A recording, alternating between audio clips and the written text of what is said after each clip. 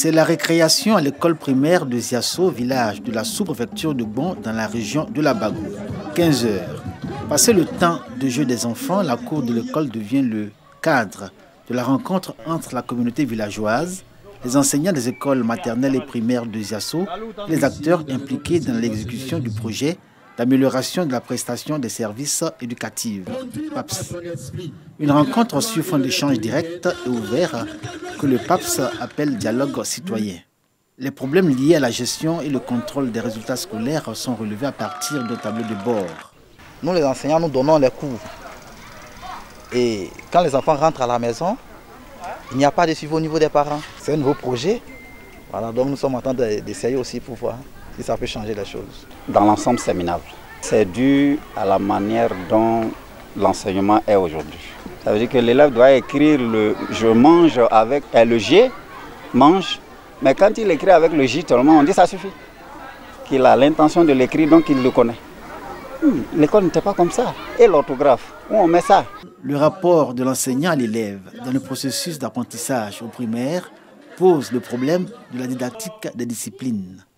Les enseignants sortis des CAFOP, centres de formation des instituteurs de la pédagogie par excellence, n'y sont pas formés et cela apparaît comme une lacune manifeste dans leur pratique éducative qu'ils traînent comme un boulet au pied.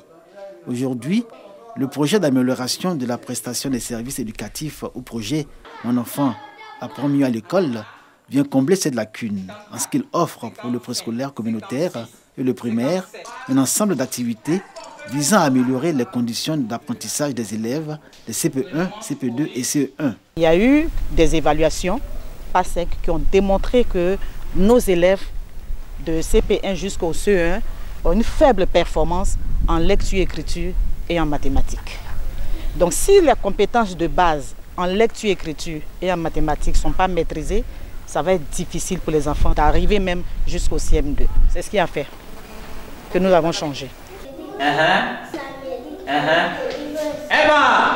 Contrairement aux années antérieures où on n'avait pas le préscolaire, il était vraiment très difficile dans les 6 semaines de préapprentissage de pouvoir vraiment démarrer avec nos enfants qui venaient directement de la maison. L'avènement du projet PAPS a permis d'aider un peu le niveau des enfants.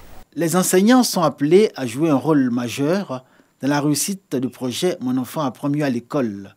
Pour ce faire, la direction de la pédagogie et de la formation continue, DPFC, procède régulièrement à des renforcements de capacités des enseignants, des CP1, CP2 et CE1 des écoles du projet.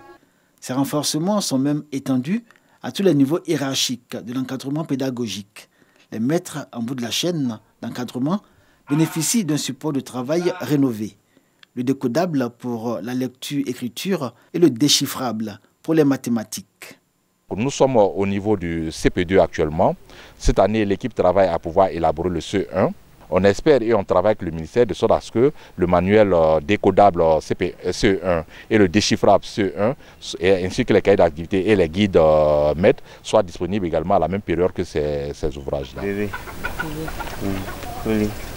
Doisseau, village de la sous-préfecture de Bon, dans le département de Kouto, région de la Bagoué, occupe le premier rang avec 48,6% pour ce qui est des acquis en lecture, écriture et mathématiques parmi les 5 écoles que touche le projet dans cette région.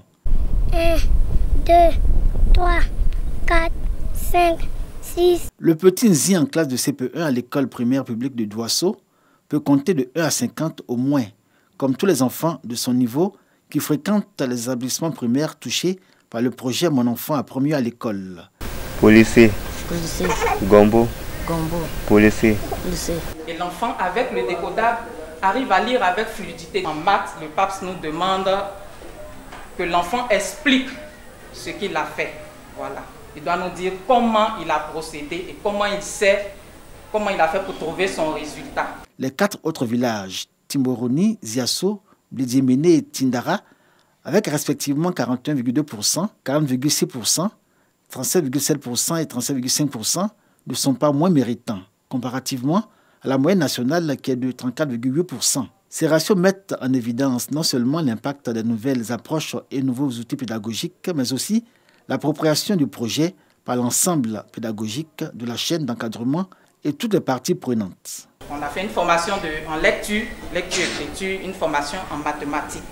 Et on a vu des nouvelles méthodes, tout ce qu'on peut faire pour que l'enfant puisse être imprégné, que l'enfant puisse être acteur dans sa formation. On a essayé de mettre tout cela en application pour que l'éducation en Côte d'Ivoire soit au sommet. Il y a eu une forte mobilisation qui a été provoquée et suscitée par le PAPS.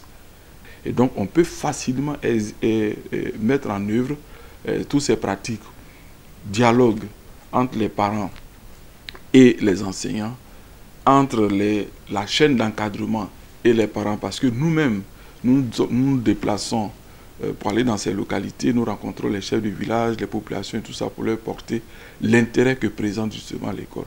De la mise en vigueur du projet en juillet 2018 à ce jour, des salles de classe y ont été construites et réhabilitées avec amélioration de l'environnement scolaire, notamment la latrinisation, la construction de pompes villageoises, à l'objectif d'améliorer les résultats d'apprentissage des élèves. Et dans cette même perspective, plusieurs nouveaux centres préscolaires communautaires ont été construits dans les 6 régions visées par le PAPS, entièrement équipés et pourvus en personnel.